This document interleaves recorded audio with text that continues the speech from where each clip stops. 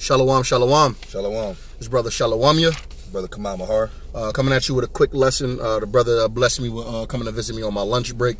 First and foremost, I want to give all honor and glory to Yahweh Ba'Hashem, Yahweh Shai Ba'Hashem, Rakak Wadash. Double honor to the elders and apostles of Great Millstone, taught us this truth. Shalom to you, Akim, pushing a rock to the four corners of the earth, trying to seal the elect and bring Yahweh Shai back sooner.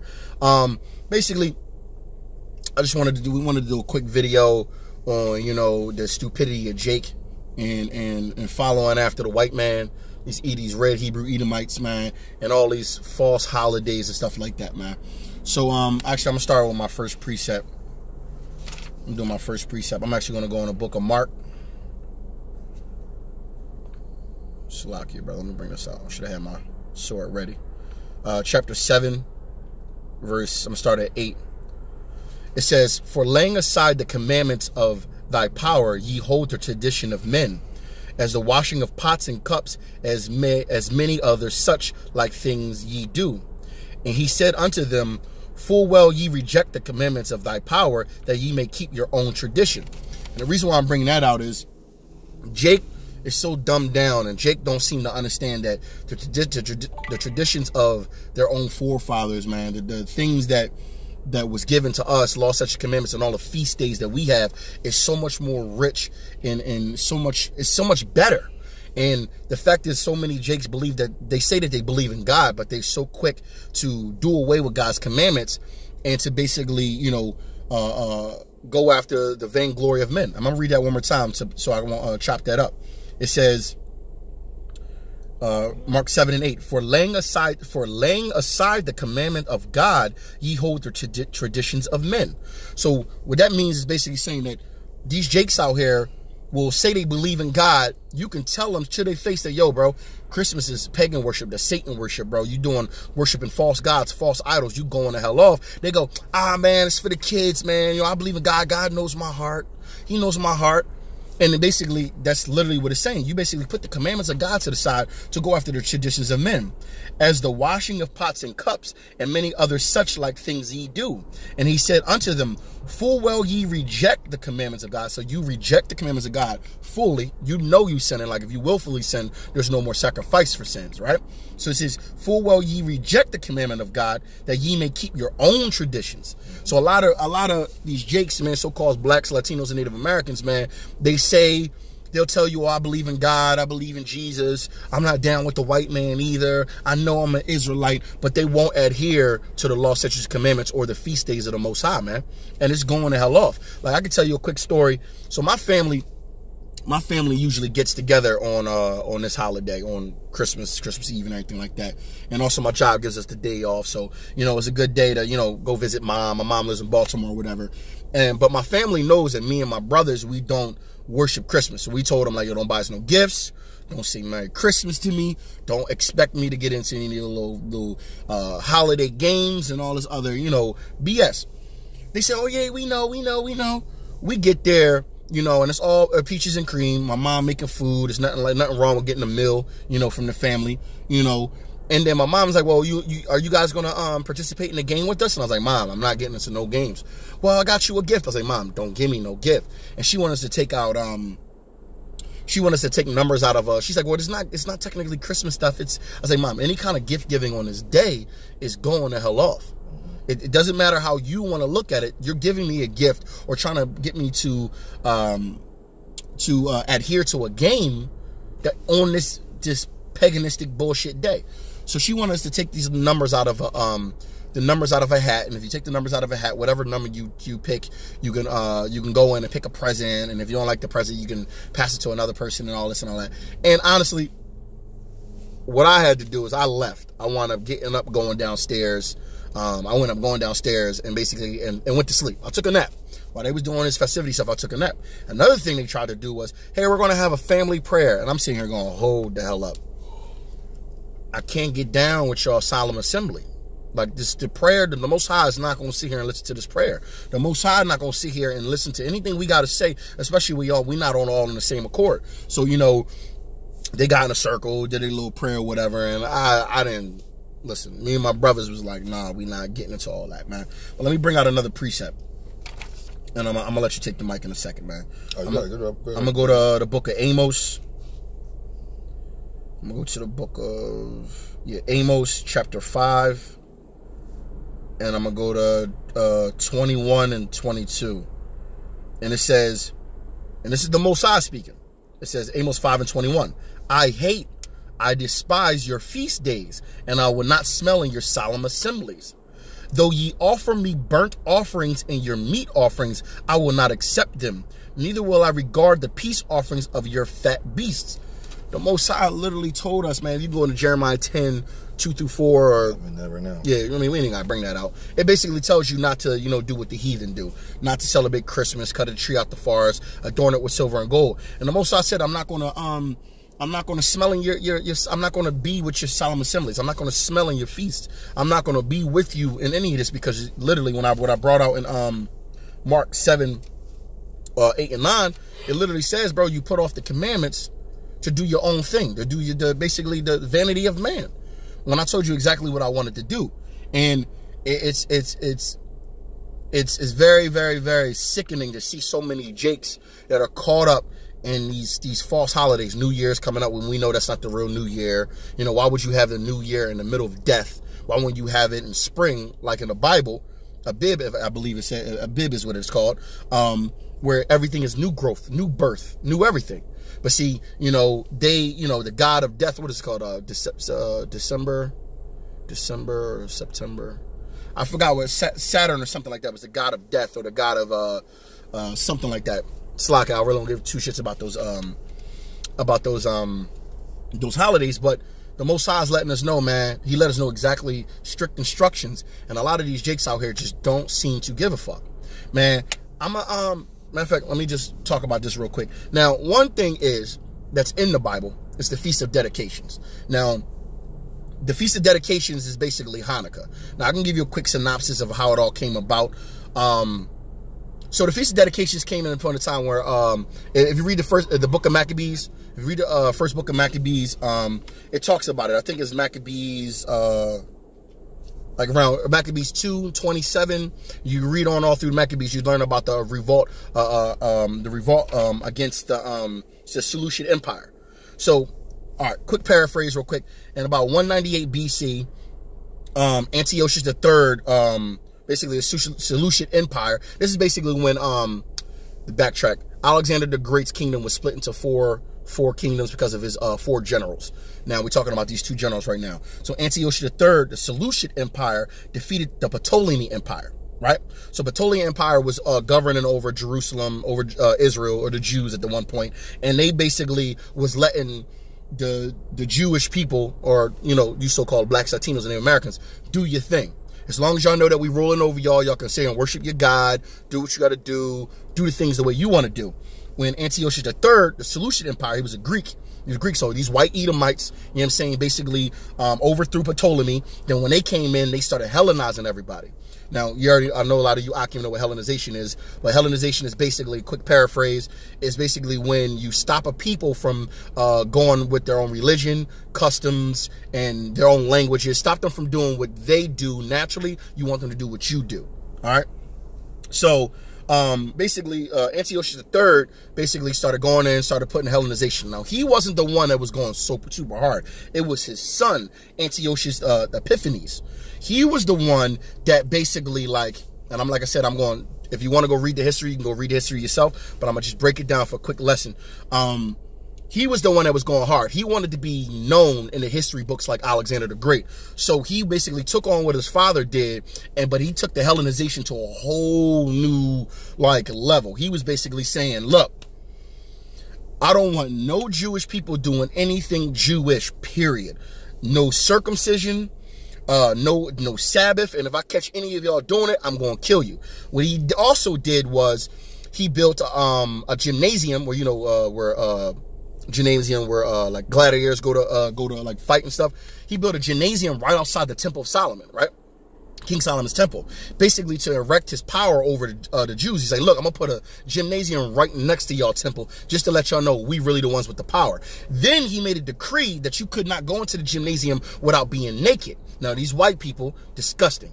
So mind you, because in our law it says no man can see a man naked and no woman can see a woman naked. So he knew that he was going to have the Jews going off and disobeying God, a direct order, a law, by creating this gymnasium. Then what he did was he ransacked the temple, and then he erected his own gods and statues, and then tried to force the Jews to go worship the gods and those idols. And if you didn't, and you didn't get down with the Greek language, the Greek customs, the Greek everything, they were going to kill you. Now we can fast forward a little bit. You know what I mean? You'll learn about a guy named Mattathias. I always say his name a little wrong. But basically he was like a chief priest. He was like a chief priest of in this area for the Jewish people, or the Israelites, if you want to say. And basically, damn, I'm kind of breaking this whole story down. But basically, there was let's say like an officer goes to the chief priest and says to him, yo, I need you to go sacrifice these animals. You got to do your due justice to the Greeks. Go sacrifice these animals on your altar when we know that's against our law. Then basically Mattathias said, I'm not going to do it. When he said he's not going to do it, when he said he wasn't going to do it, the officer tried to get another Israelite to go do it. The Israelite was about to go do it. Mattathias said, oh, what the hell is you doing? So the Mattathias killed the officer and killed the other Jake, who basically was about to sacrifice beasts on the altar of God. He was like, oh, no, we're not doing that. So basically he started a decree like, look, man, if y'all not going to be zealous for the truth, if y'all not going to, like we out here doing right now, which were you Akim on the highways and byways out here preaching the truth, you know, wholehearted truth and sincerity, trying to seal the elect. If you're not going to be zealous for the truth, get the fuck out the way, basically. This basically turned into a revolt. So basically he took his sons, his 5 sons, he took his 5 sons, and basically they created like their own little army. They started going and conquering little small villages, taking it over, putting it back in Jewish rule, and basically going hard. The king at the time, I said Antiochus Epiphanes, he sent a couple different generals at Mattathias and his sons. Obviously, Mattathias and his sons was winning each of these battles. Winning each of these battles, speed it up a little bit. Mattathias dies. His son Judas Maccabees, becomes the leader, and he was a real good general tactician or whatever. He started basically winning. Each time that they fought against, each time that the Jews fought against the Seleucids, they were always outnumbered like 5-1, literally like 5-1. But you already know, you put on that full armor of the Most High, you doing His will. It don't matter what your numbers are, man. You gonna overcome that. So basically, speed it up a little bit more. The Israelites won their battles, man. They wound up pushing. The last battle was at the gates of Jerusalem. They wound up pushing the Seleucid Empire out. It was a great defeat. It was a great victory that they did over the Seleucid Empire, pushed them out of Jerusalem, basically got their independence back. Then they basically started rebuilding the temple, rebuilding the land, and rebuilding everything. And for this is how they got the celebration of the Feast of Dedications, which we now call Hanukkah, which lasts 8 days. So think about it. You want 1 day of gifts of worshiping the devil when the Most High tells you to do what I told you to do. Mind you, if you go into, I think it was John 10, you get that real quick? John 10, 22 and 23. Yahushua himself was observing the Feast of Dedications. So Jesus himself is observing the Feast of Dedication. So you stupid niggas, and then you get 8 days of giving gifts and being merry, versus 1 day, and you don't want to get down with the Most High. Like, it's straight stupidity, man. And I know I'm rambling on, but I just want to get a little quick edification on the whole part. Bring that out real quick. John 10 and John 10, 22 and 23. I'm not mistaken. Okay, this is John 10 and 22, and it said, it was at Jerusalem, the Feast of Dedication. The Feast of Dedication. And it was winter. And it was winter. So the Feast of Dedication is within the time frame that we're in right now. Same time these motherfuckers try to do their December 25th fake paganistic bullshit. Yo, we could be doing the Feast of Dedication. We could be living merry, more rest, more presence, more love, more worshiping the Most High. And the Most High would literally will smell in your solemn assemblies, will smell your feasts, will gladly be a part of this, man. Because he basically delivered the Jews from Greek persecution, and this is a holiday unto him, man. All right. So I'm gonna go. Matter of fact, that was it. What I had to say, man. But we're gonna basically wrap this up in a little bit. Go ahead, bring that. You had something, right? The Jeremiah. You had Jeremiah. Yeah, Jeremiah 10, or I was in Romans as well. Oh no, get out of Jeremiah 10. Go into the fact that how we were talking earlier about how all these people putting off. You basically all these people putting off God's laws and stuff like that. In those days of the calamity. You know what I'm talking about? Oh, okay. Like let me see. Yeah, because look, mind you, the Most High is giving everything better. And if they don't want to get down with the Most High, and they say they got a zeal for the Most High, but obviously not according to knowledge. Yeah, that's what I was getting right there. Go ahead, bring that out real quick, brother. It's Romans 10 and 2. It said, "For I bear them record that they have a zeal of the Most High, but not according to knowledge. For they being ignorant of the Most High's righteousness and going about to establish their own righteousness, have not submitted themselves unto the righteousness of the Most High." And it says, "For Yahushua is in the end of the law, for righteousness is to everyone that believeth." Right. To everyone believes. So if you putting off the commandments for your own vainglory, your own your fleshly needs, bro, you don't love the Most High. You don't get down with the big man. You don't get down with Yahweh Yahushua, and you will be put to death. It literally says that any of those who do not seek the God of Israel shall be put to death, man. So you so-called blacks, Latinos, Native Americans, you keep following after these customs of Esau, man. These white people, and they're gonna get you killed, man. They're gonna get you killed. Go ahead, brother. Yeah, and then yeah, let me get a preset with you. Go ahead. Yeah, but that's actually actually true, because like the brother was talking about, Jakes will, there will be some type of the Lord will put it in a prophet or a servant's mouth to let another Jake know, let him know what's not supposed to be. And so what will happen is Jake always want to justify or dumb down what actually is important to not important. So we'll say, okay, I know I'm an Israelite, but look, it's for the kids, man. Ain't nobody thinking about it like that. But that's just like stealing something, and then you just justifying the fact that, yeah, but all I did was steal a napkin or a knife. Well, you still stole it. Like, you still stole. Like, you can't dumb it down like one is better than the other, or it's okay to do it, because like the scripture just said, it says for they being ignorant of the Most High's righteousness by going about establishing their own righteousness. So it's like, in their own mind, it's like, I made this cool. I understand what y'all saying is bad, but it ain't that deep. We ain't looking at it in that way. So they dumbing it down their own way, making it sound like it's okay to worship another idol. So you still dibbling and dabbling in the things that's still associated and contributing to an idol that the Most High does not like. So that's the whole point of the situation. Just get out of it in general. But that's what these strongholds are stumbling blocks, man. Everybody used to doing the same thing 26 years straight. And who are you to tell me that we're wrong and you can't judge me? See, the knowledge of the Most High is not in. That's why I said this. That's why I said the rest were blinded. So a lot of times, we can, this is a numbers game. We can go ahead and let people know, but like the scriptures say, let the righteous be righteous, let the wicked be wicked, and let the, whatever, etc. Basically, like, why should a righteous man have anything to do with a wicked man? What's the point? Right. So tell them what it is, and they dust your feet off. Dust your feet off, man. Wash the blood off your hands, man. Absolutely. But literally, man, like it's a very vexing time. I know a lot of you Akim going through probably the same stuff. Me and my brothers was going through, man. But at the end of the day, man, we know what's right. And because we know what's right, we got to just keep pushing, man. Matter of fact, I'm going to get that Jeremiah 10. No, 2 and 28. Okay. Oh, 2:28, yeah, con. Jeremiah 2 and 28. But where, Salakia. But where are thy gods that thou hast made thee? Let them arise. If they can save thee in the time of trouble, for according to the number of the cities are the gods, O Judah. And it's basically saying, look, you putting off the commandments, you worshiping other gods, you want to get into Easter, you want to get into this new year, you want to get into Christmas, you want to get into all these other false holidays and false gods. In your time of your calamity, when everything goes down, I dare you to try to call on the God of Israel.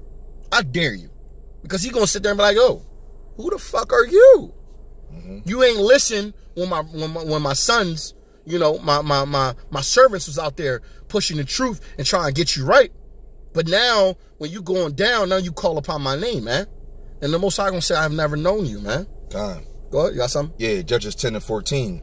Go and cry unto the gods which you have chosen, and let them deliver you in the time of your tribulation. And like the brother just saying, that's another one in Judges. Jake is going to do that. These stumbling blocks and these other idols, they are going to attempt that. And that's what the Lord is talking about, because in the tribulation, they're going to really find out that there's no one there to save them. This whole time I've been praying out in the streets, you know, doing all these different styles of concepts of things I'm supposed to do in this particular doctrine. Listening to freaking, like, I had one of my employees listening to, and was proud and happy about it, listen to one of those Edomite speakers. They be talking all smooth with the tongue. Right. Like, yeah, and, you know, and God really wants you to do what you're supposed to do. You know, them little, I mean, I'm like, yo, these motherfuckers don't know. First of all, you a Jake listening to an Edomite who knows nothing about the scriptures. Right. And mind you, I'm at work, so I can't rebuke all damn day. But mind you, I be so vexed. I be in the show like, yo, this shit's... So what's going to happen is this, though. Once that Jacob's trouble come, it's going to be a so-called Jehovah Witness or a so-called Muslim, or however go, and it's going to be a man with a sword in his hand, weapon, knife, however, and they're going to pray up to that particular God and still get thrashed through. There ain't going to be no saving. And all those who call on the name of what? Yahweh? Or Yahweh Shai. You know? Absolutely. Saved, man. And I mean, you got any more precepts? Let me see. Kind. Let the Spirit do. Yeah, kind. This is Romans 6:15, and it says, let me go to King James. It says, "What then? Shall we sin because we are not under the law, but under grace? Yahweh forbid." So right, so at the end of the day, though, you know, that's what and also in Romans talking about the license for sin, you know, or whatever. And because I'm gonna get to bring that out too, though. But at the end of the day, though, you know, Christianity and all these other baptism, man, this thing is set up really, really intelligent, because like they got it like the laws are done away with, and they also will say that based on the Old Testament, which the New Testament justifies and clarifies, what seems to be more credible, everybody want to go to, says that the law is not done away with in 3 and 31 Romans and other scriptures. Mind you, if you read about Yahweh Shai, who you ignorantly call Jesus Christ, he kept the feast days. And he came in the volume of the book too. He kept the Sabbath. It came in the volume of the book. And he did everything. The only thing I think that man did not do was sacrifice nothing, because he was the ultimate sacrifice. Right. Yep. Other than that, like he followed the laws, man. So I don't get the stupidity of people, man.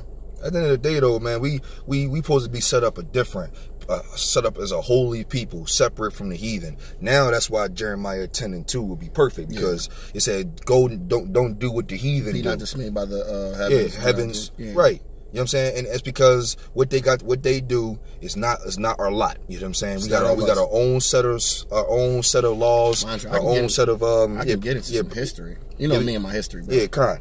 We got our own set of everything. But you know what's very vexing? Like Jeremiah 17 talks about, I would discontinue your heritage. So what's going on is we see Muslims got our women garbed up, and that's more respected, but they can't garb up for the Israelite doctrine, but they can garb up for that. Then you got so-called Jewish Amalek got their Shabbat, but that Shabbat comes from ours. Salakia, brother. Good. I'm going to bring this one thing out. This is just some quick history.